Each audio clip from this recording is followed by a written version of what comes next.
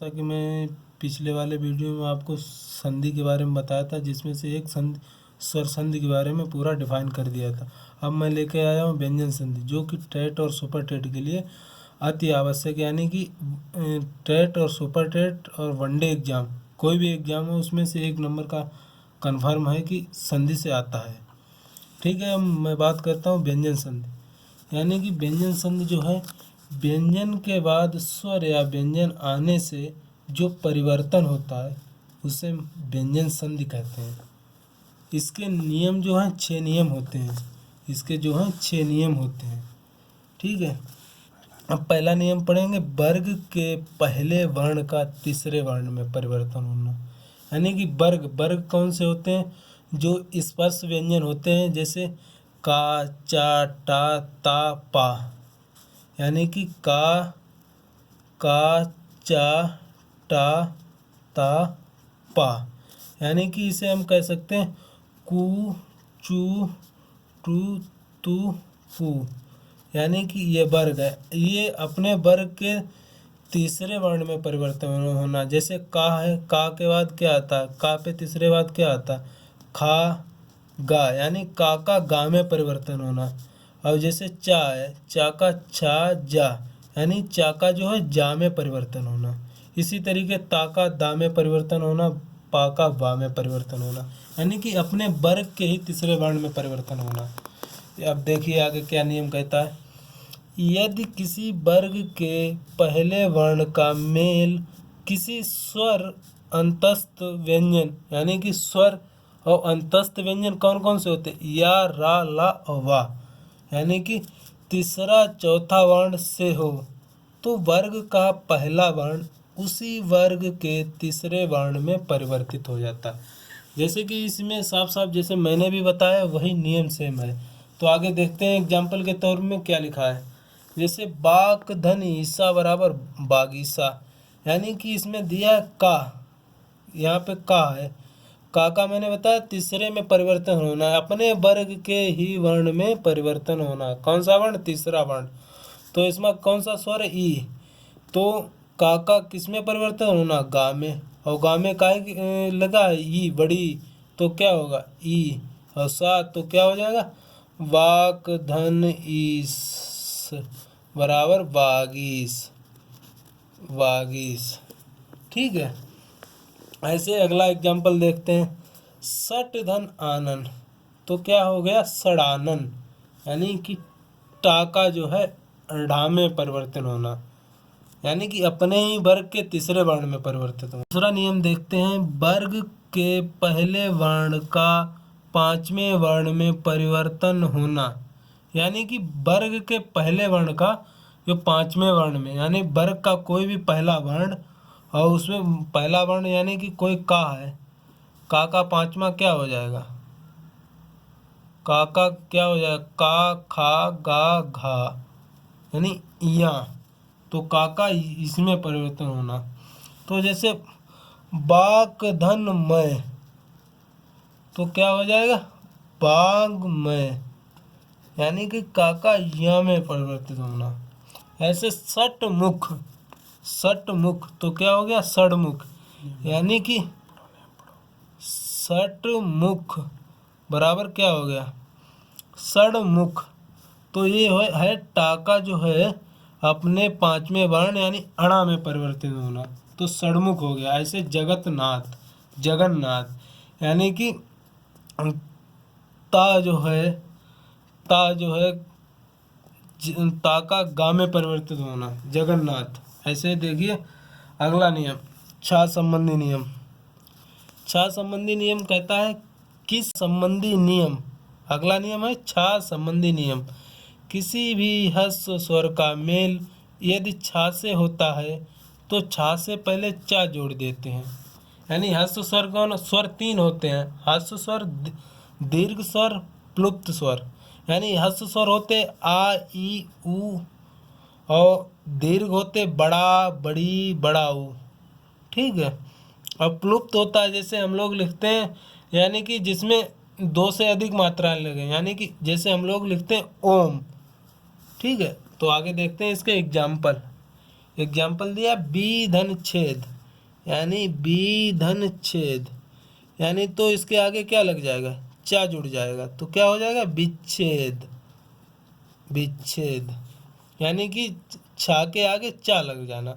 हस्त स्वर का यदि छा से होता है तो छा से पहले चा जोड़ देते हैं। ऐसे इसमें दिया अनुच्छेद, छा के आगे चा जुड़ गया। ऐसे स्वच्छंद, तो स्वच्छंद यानी चा जुड़ गया छा के आगे। ठीक है, अब अगला नियम देखते हैं, ता संबंधी नियम। ठीक है, ता संबंधी नियम देखते हैं। ये नियम कहता है, इस नियम के 8 नियम होते हैं। ठीक है, अगर ता के बाद ला आए तो ता का ला हो जाता है।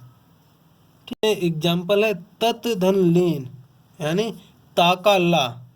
ठीक है, तो क्या हो जाएगा, तल्लीन। ऐसे उत धन लास बराबर क्या हो जाएगा, उल्लास, यानी ता का ला में परिवर्तित। कुछ नहीं, इसमें सिंपल सी बात है कि सीधे अगर ता को ला में परिवर्तित किया जाए, साफ सीधा कहा गया, जैसे उत धन लास उल्लास, उत धन लेख उल्लेख। कुछ नहीं करना, बहुत सरल है। ठीक है, आगे देखते हैं अगला नियम। यदि ता के बाद जा या झा आए तो ता का जा या झा हो जाता है। ठीक है, जैसे एग्जाम्पल देखते हैं, सत धन जन, सत धन जन, तो क्या हो जाएगा, बराबर सज्जन, यानी ता का काहे में परिवर्तित होना, जा में, वो भी क्या, आधा वाला।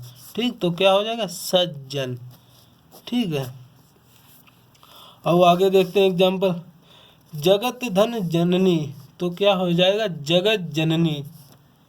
ठीक है, उत धन झटिका, तो क्या हो जाएगा, उज्झटिका। ठीक है, अब आगे देखते हैं अगला नियम। यदि ता के बाद टा वर्ण ता में बदल जाता है, यदि ता के बाद, एग्जाम्पल है बृहत धन टिका, तो क्या हो जाएगा, बृहत टिका, यानी कि ता है जो वो टा में परिवर्तित हो गया है। ठीक है, ता जो है वो टा में परिवर्तित। नियम भी कहता है ता के बाद टा है तो टा वर्ण जो है ता में बदल जाता है। ठीक है, तो आगे नेक्स्ट नियम देखते हैं। के बाद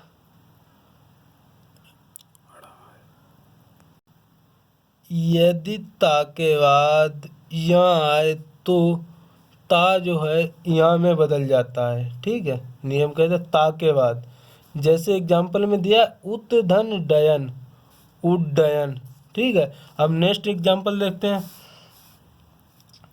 अब नेक्स्ट नियम देखते हैं क्या कहता है। यदि ता के बाद सल्जम वाला सा हो तो ता का चा तथा सल्जम वाले सा का छा हो जाता है। ठीक है, अब एग्जाम्पल देख लेते हैं क्या कहता है। उत धन श्वास, यानी ता का काय में परिवर्तित होना, चा में, चा में, और सा जो है सा का छा में परिवर्तित होना। तो बराबर क्या हो जाएगा, उच्छ्वास। उच्छ्वास यानी जो ता है वो चा में परिवर्तित हो गया और सा है वो छा में परिवर्तित हो गया। ठीक है, ऐसे इसमें एक और एग्जाम्पल है, सत और शास्त्र, सत्य धन शास्त्र, ता जो है वो चा में परिवर्तित हो गया और सा जो है छा में परिवर्तित हो गया। बहुत सरल नियम है, इसमें कोई दिक्कत नहीं है, आराम से जो जैसा बताएगा, ता का चा में सा का छा में, कोई दिक्कत नहीं। यानी व्यंजन संधि है जरूर, थोड़ा नियम वियम दिए हैं, लेकिन नियम बहुत ही सिंपल है, कोई दिक्कत नहीं, इसमें आराम से हम लोग उसका सोल्यूशन निकाल लेते हैं, कोई दिक्कत नहीं। और बहुत बढ़िया आपके लिए है, सिर्फ वीडियो को देखें, लाइक करें एंड सब्सक्राइब करें। और आगे देखते हैं क्या नियम है। यदि ता के बाद चा या छा आए तो ता वर्ण जो है चा या छा में बदल जाएगा। तो इसका एग्जाम्पल देखते हैं, उत धन चारण, यानी जो ता है वो चा में बदल जाता है, यानी आधा चा हो जाता है। उत धन चारण, उत धन चारण, तो ता जो है वो चा में परिवर्तित हो जाएगा, तो क्या हो जाएगा, उच्चारण। ठीक, उच्चारण। अब देख लिए जगत धन छाया, जगत धन छाया, तो क्या हो जाएगा, ता जो है वो चा में परिवर्तित हो जाएगा। ठीक है, तो बराबर जगत जगत छाया। ठीक है, जगत छाया। अब अगला नियम देखते हैं कि है कि यदि ता के बाद हा आए तो ता का दा तथा हा का धा, यानी धा जो है धनुष वाला है और दा जो है दवात वाला है। जैसे एग्जाम्पल में देखते हैं उत धन हार, तो क्या हो जाएगा उद्धार।